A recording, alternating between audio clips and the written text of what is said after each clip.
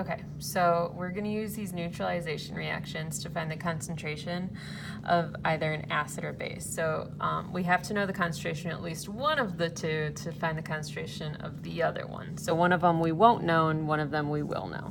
And we can do that through their mole ratio stoichiometry. The fancy setup to carry out this reaction, it looks like this. This is called a titration. We'll be actually doing this in the lab next week. But you'll separate your acid and your base here. So in this particular problem, the sodium hydroxide is in here.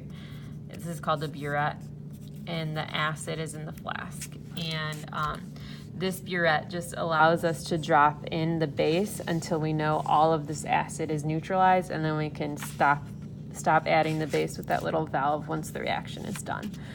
So it's a nice little setup.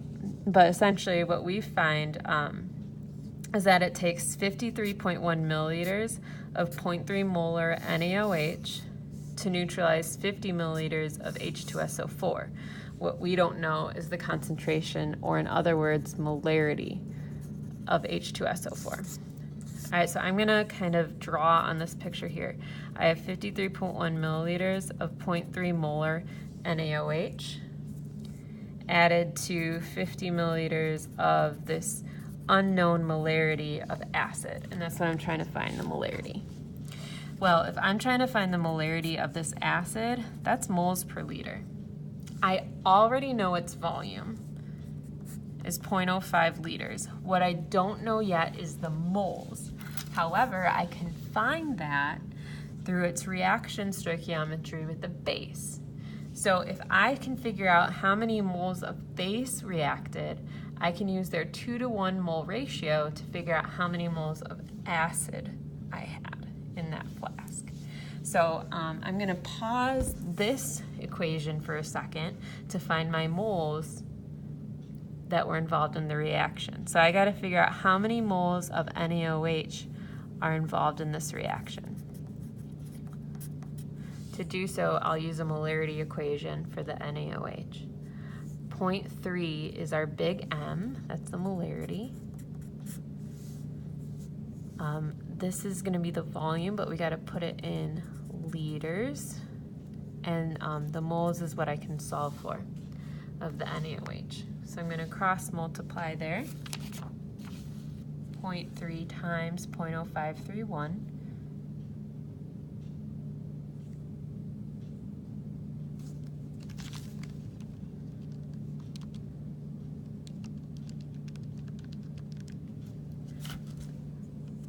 Give me 0.01593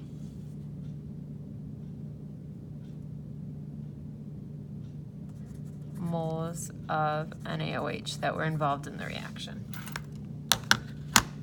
Okay, from here I'm interested again, reminder, in moles of the H2SO4. I have my moles of sodium hydroxide. I can now use this mole ratio. I have 2 times the number of moles of sodium hydroxide that react compared to H2SO4. So if you can think about that mentally, you have to divide by 2 to get to your moles of H2SO4.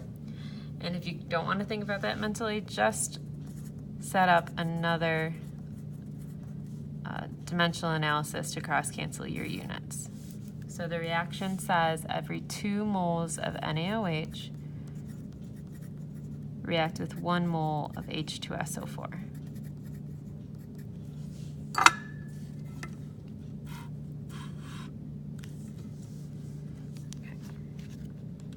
I put my moles of NaOH on bottom because I know my units have to cross-cancel.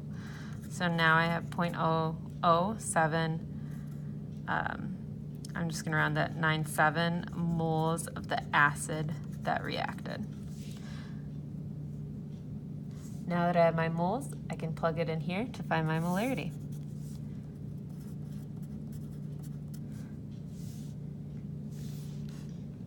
So I'm going to take 0.00797 divided by 0.05, and I find the molarity of the H2SO4 to be about 0.16 molar. So just to recap, again, we were interested in the molarity of the H2SO4 solution. I already knew its volume, liters, but to find molarity, I also need to know its moles. I can do that using the mole ratio if I know how much base sodium hydroxide reacted. I find that out by doing its own little molarity equation for the sodium hydroxide. So I plug in the molarity of the sodium hydroxide and volume, and I get its moles. I can then do its mole ratio from the reaction to get to the acid, which will then give me its molarity. All right, there's a follow-up question. H2SO4 is a strong acid, which means it's going to give us all of its H's. Every single one of these will give us 2 H's. So if this is the concentration of the acid, the concentration of hydrogen should be 2 times that. So the concentration of hydrogen is 2 times 0.16, which would be 0.32 molar. Okay, so if you have a strong acid or if you have a strong base, you should always be able to figure out how the molarity of its ions that fall off. From here I can find the pH because that's the negative log of hydrogen. So I'm going to take the negative log of 0.32. And the pH of the solution is about 0.49.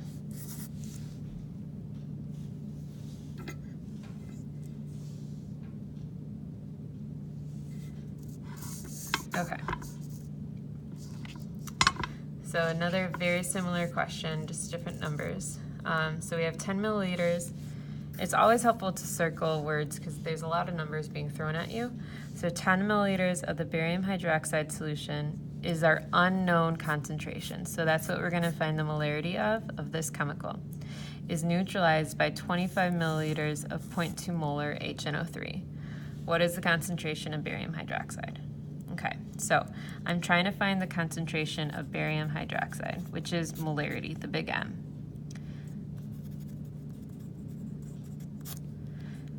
So to solve for big M, I need to know its moles and its liters.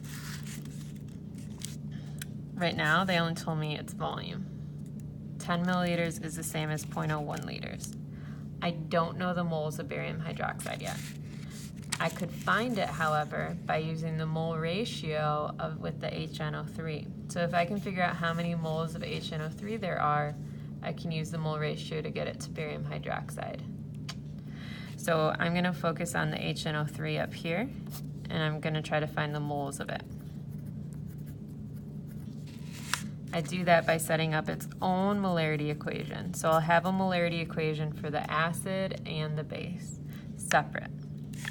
Okay, so they tell me the big M of the acid is 0.2 molar, and they tell me the volume of the acid is 25.5 mils, which is 0.0255 liters. I can solve for the moles by cross-multiplying 0.2 times 0.0255. So the moles of HNO3 is 0.0051. Now that I know the HNO3, reminder, I want the moles of barium hydroxide. So I do that by using its mole ratio.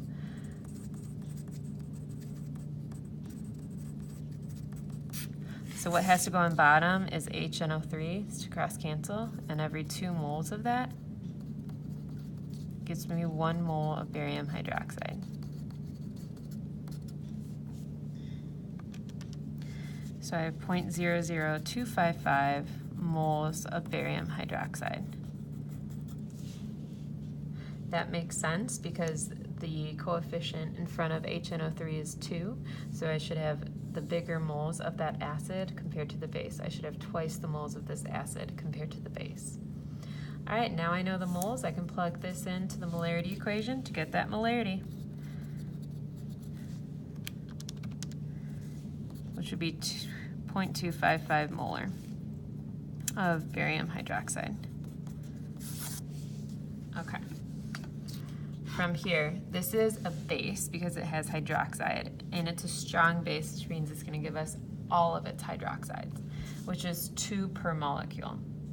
Therefore, the concentration of hydroxide is 2 times that of the base, so 2 times 0.255 would give us 0.51 molar of hydroxide. Now, I can't find the pH directly from hydroxide, but I can find the POH, which then give me the pH. So if I take the negative log of hydroxide, that will give me my POH.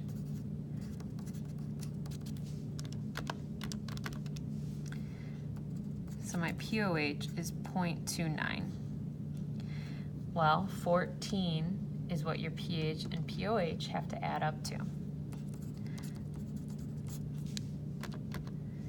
Therefore, my pH is 13.71.